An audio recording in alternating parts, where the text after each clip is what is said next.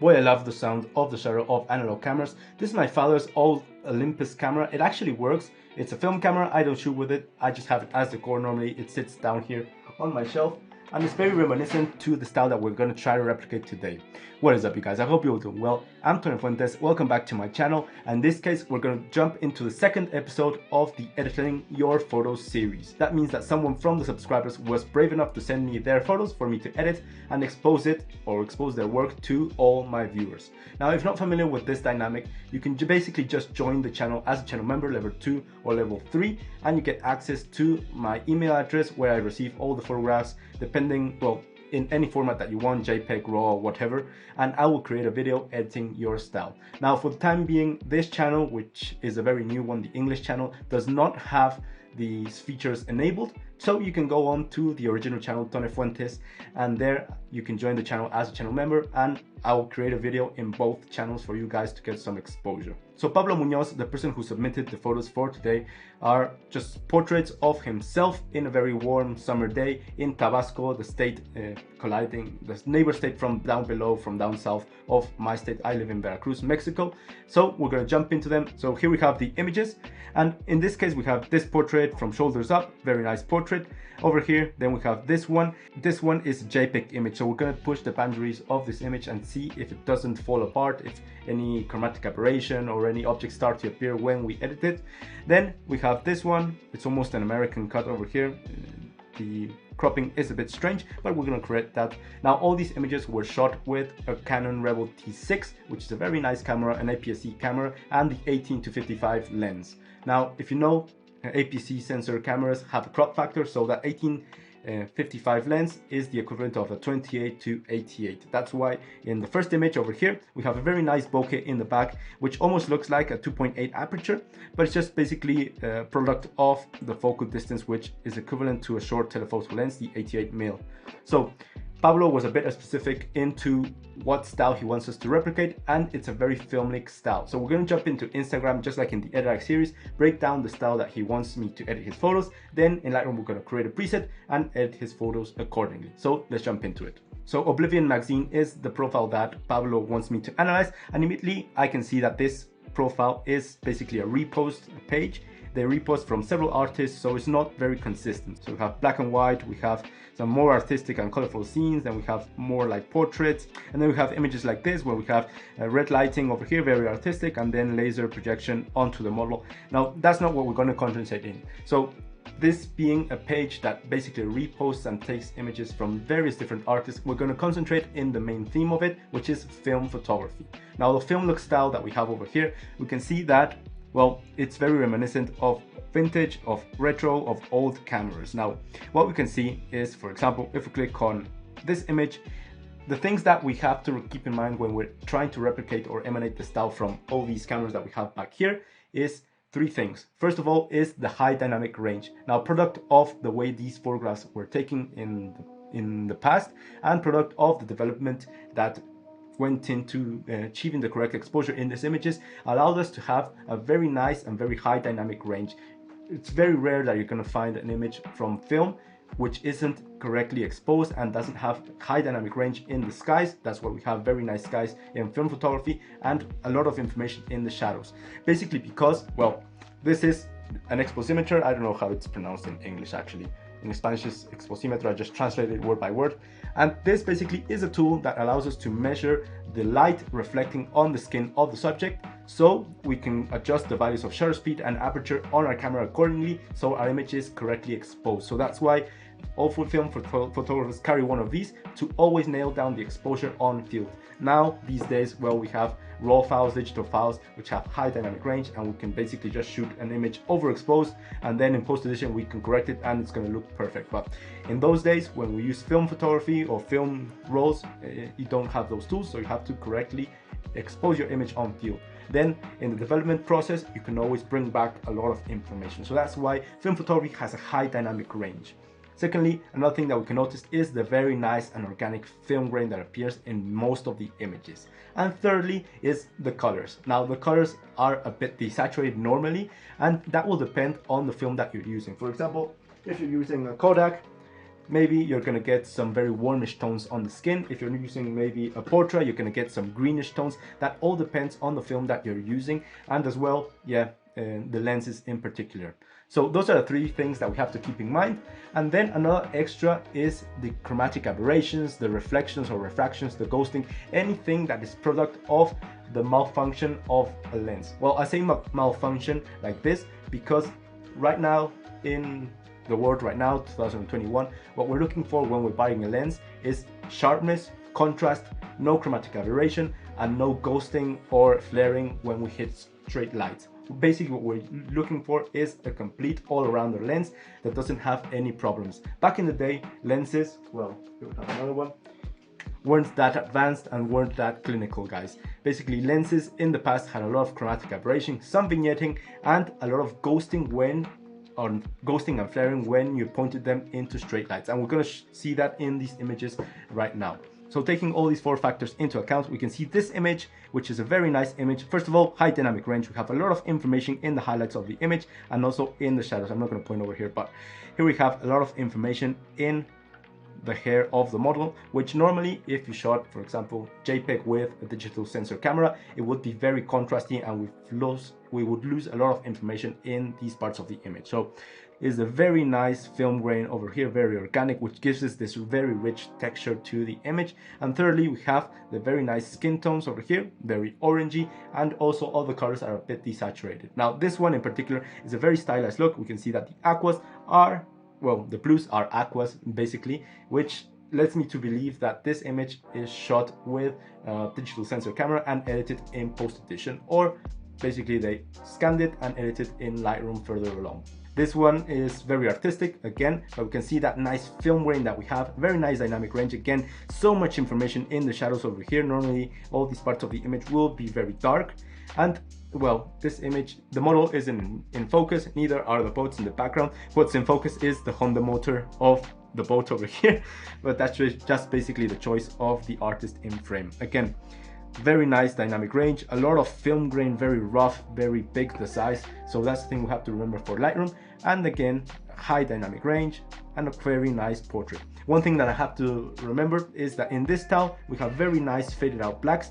That's another thing that we can remember, and we have some vignetting, maybe product of the lens or maybe product of the post edition. Keep scrolling down. Now we have this image. This one is again very nice, and immediately we can see the film grain, but the most apparent thing is the chromatic aberration that we have in this lens. Here we have this rainbow, this curved rainbow down here, which is basically transitioning from green to blue to orange to yellow.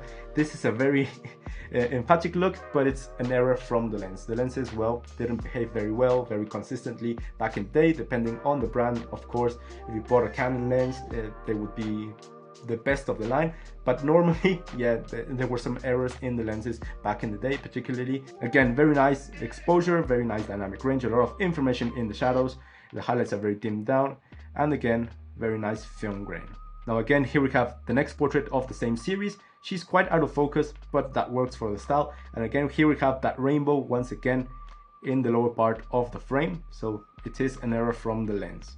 Now I say errors, but in most cases, photographers that choose to shoot in film with film cameras really take those errors and use them to their advantage to create very stunning portraits. For example, in this one, here we have this image with the sun hitting directly the lens, and product of that light refracting directly on the glass of the lens, we have a lot of ghosting, we have a lot of loss of contrast, which is basically ghosting, and then we have refraction elements appearing in the image over here, but it really adds to the effect and to the vibe that the photographer is trying to emanate. So those errors, use them to your advantage to replicate the film look style and to make very emphatic and very nice portraits. They're not perfectly, they're not completely clinical like a lot of portrait photographers would aspire to have in a portrait these days, but they're a lot more aesthetic, they're more artistic, and they bring a lot of emotions into the viewer. So a lot of factors come into play to make the style really emphatic, particularly if you're shooting with a camera with a digital sensor to emanate or replicate the style. For example, in this one, here we have, yes, the overall exposure is very nice. We have a lot of dynamic range in the sky. Also in the shadows, we can see a lot of information, but then we have the colors that are desaturated. Also the sky is desaturated just a bit. Then the clothing, the attire is very retro, and then obviously the car. So all these values come into play to create this very retro or vintage look. Now, I'm not going to dive into these types of images, which are a lot more artistic. These, well, they're nothing to do with post-edition. They're more to what you use on field. For example, I don't know if on field, for this one, they used a gradient filter on top of the lens to create this purplish and reddish tones.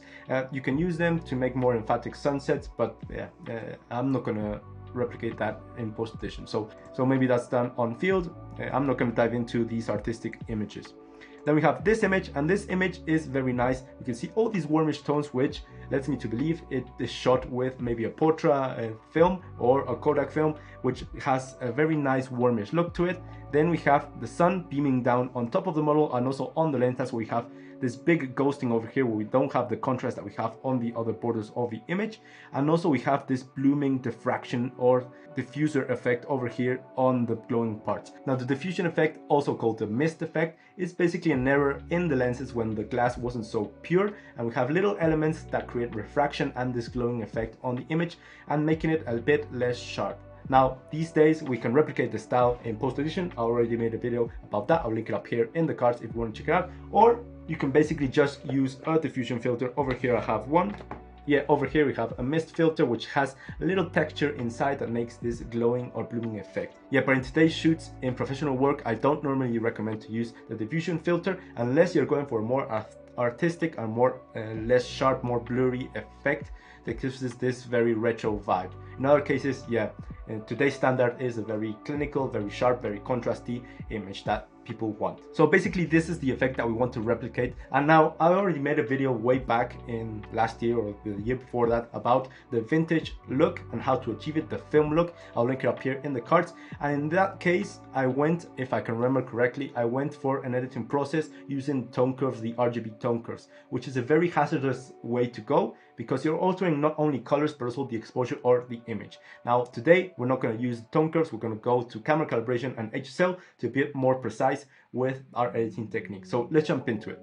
Okay, so here we have this image, this first image that we're going to edit over in the develop tab on Lightroom. Remember that we're going to create a base preset for the film look style or the lookalike film look style, and then in the color grading we're going to apply any sort of color grading that we want. So this preset that we're going to create is going to be added to the Edit preset pack, which is going to be in the desktop and the mobile versions. So let's jump into it. So first of all, white balancing, exposure and contrast. Remember, these are the three values that I actually leave at 0. So they're adjustable to adjust the preset to each image that we have in different lighting scenarios or conditions. So I'm going to leave them at 0. We are going to go all the way down to the basic corrections. And first of all, what we want to achieve is that high dynamic range in the film look. So for starters, I'm going to pull down the whites and the highlights. I'm going to pull the highlights all the way down to -100, and immediately we can see that a lot more information has appeared. We can even see the high power cables over here that originally weren't very well, they weren't noticeable at all. If we pull the highlights, now we have more information in the highlights in the sky, and therefore we have more information and they become apparent. Next up, just going to pull the shadows up so we have a lot more information in the hair and also in the dark parts of the image. Just pull it up. Not too much, I don't want to go all the way down to the extremes. So I'm going to go just around there to +57. Then the whites, again, I'm just going to pull them down just a bit. I don't want them to go to this part of the image so we get some overexposure. We're going to go down around the -20, something like that. Very nice. And then the blacks, I'm just going to leave it like that so we have a very nice contrast and balanced image.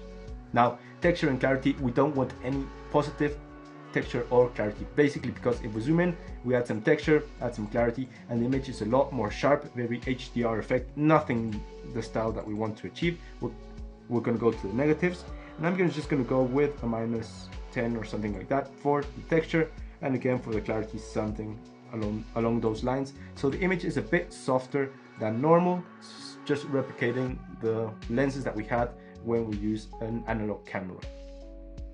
The haze, I'm not going to move it. Maybe I'm going to move it individually when I use the brush tool or the masking tools, but in this case just going to leave it at 0, and then I am going to desaturate a bit of the image just to make it look like it was an old image, very retro or vintage look. So I'm just going to desaturate the image, going to go quite down, all the way down to the -15. And remember, saturation and vibrance are quite different. I already made a short about it. I'll link it up here in the cards if you want to check it out. It's a very quick video just explaining the key differences.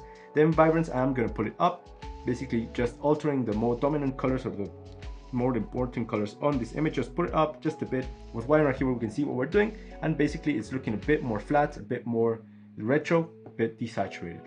Next up, the tone curve. Now again, in this case I'm not going to jump into the RGBs over here.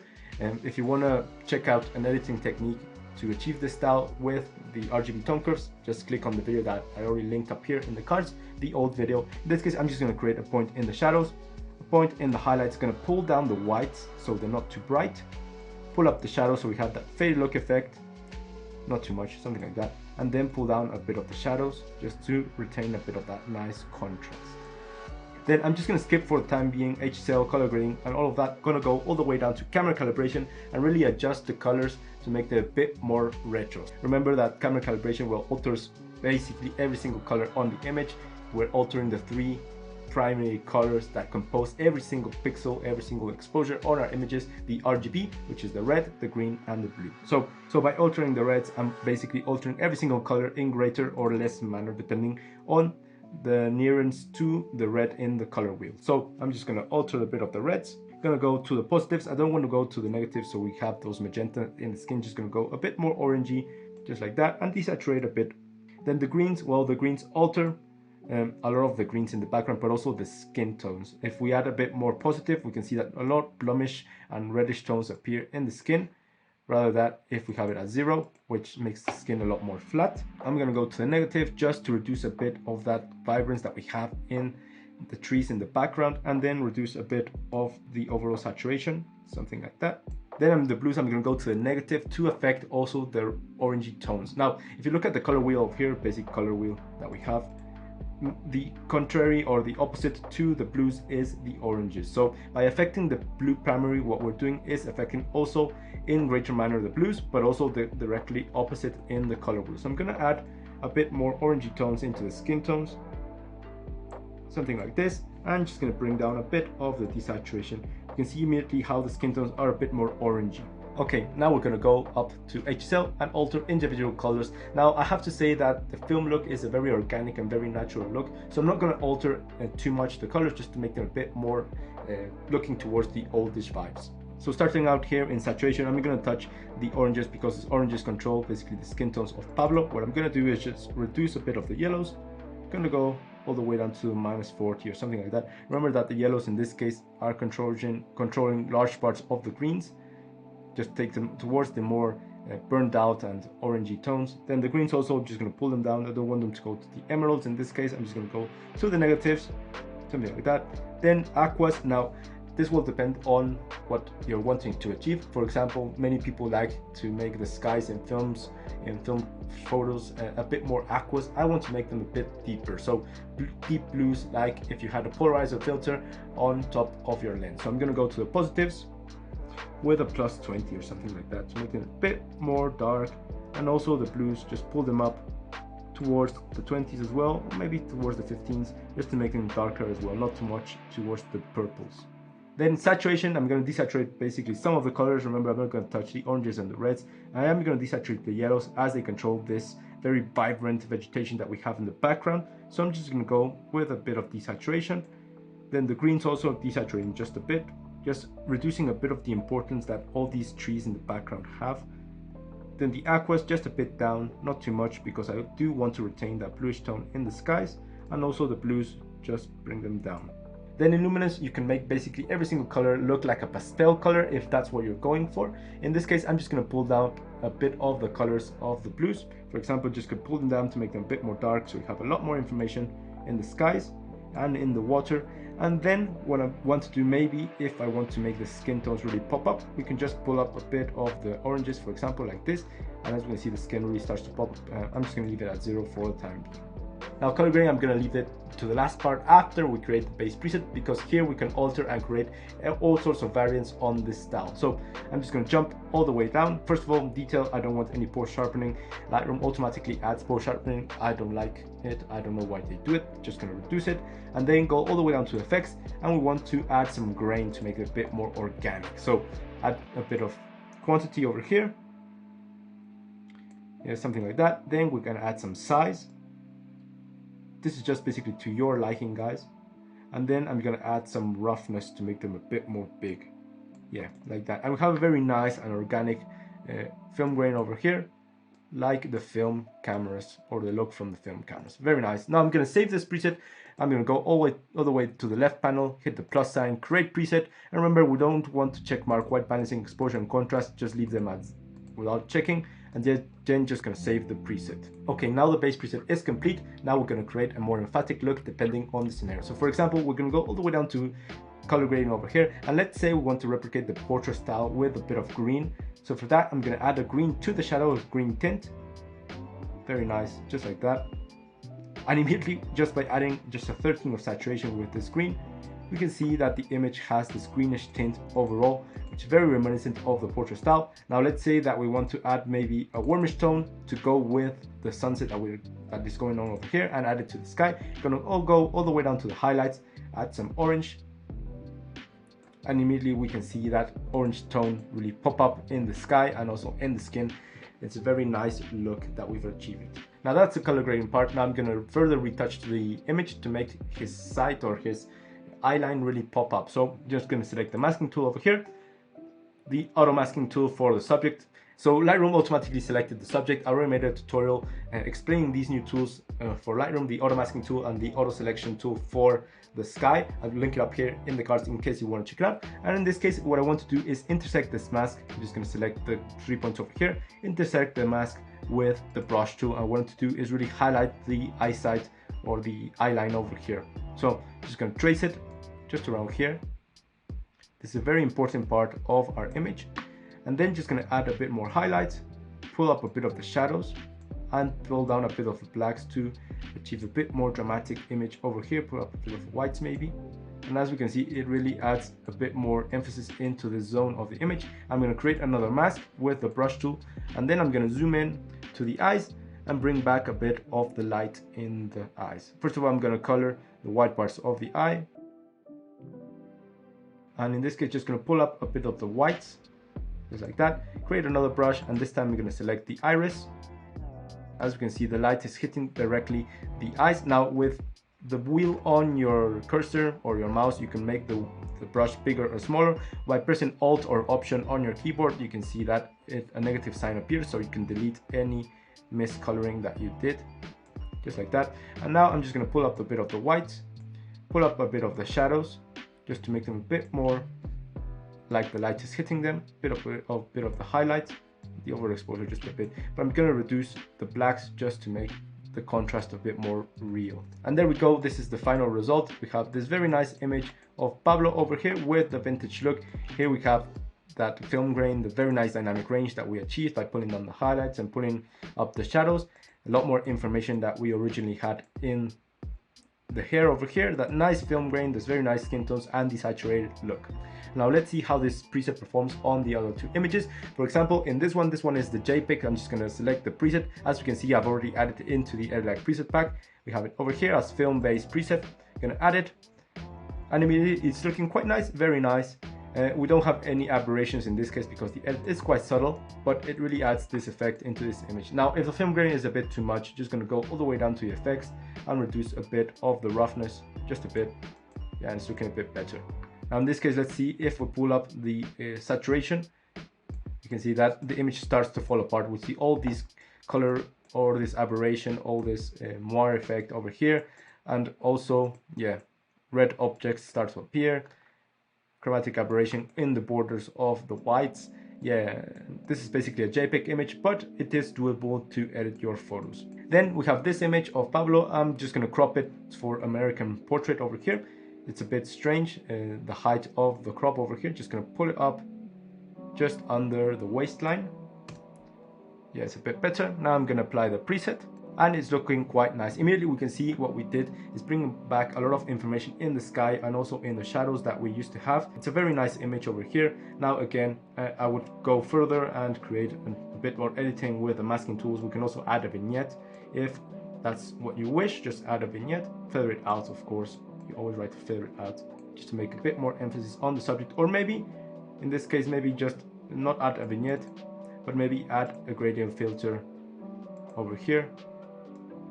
Pull it down. Yeah, I'm just going to pull down a bit of the exposure. to make this image a lot more exposed, something like that. And it's looking very nice.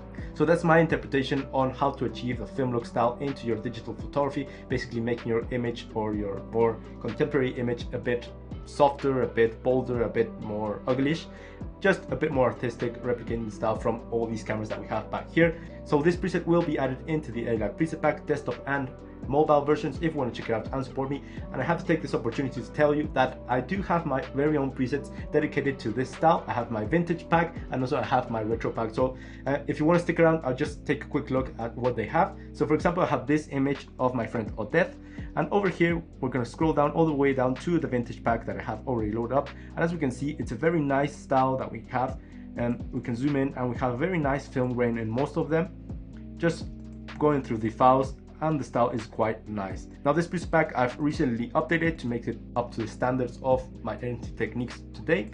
So we have a lot of styles over here. We have a more reddish style, very vintage, very sepias. Also we have some which really make emphasis on the blues. It's a very nice preset pack to have. Once you apply some preset, the only thing that you have to do is just alter the contrast and the exposure to your liking, and then further retouch your images. And then I also have my retro pack, which really works with female portraits, and particularly when the sun is hitting directly the model in a very sunny day. So for example, I have this portrait over here of my friend Danny. Just gonna apply the presets, and as you can see, it's a very stylized looks.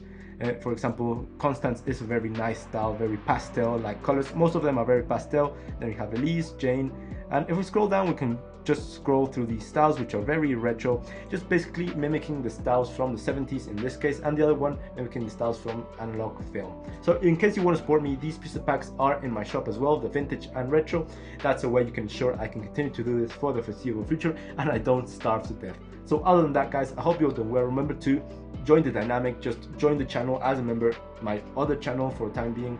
When the option of it is available for this channel to create memberships, I will make it so you guys can participate directly as well. Other than that, guys, if you did like the video, can you please give it a like? It actually makes a difference. Consider subscribing. I'm Tony Fuentes. I hope you're doing well. Cheers to all of you, and see you in the next one.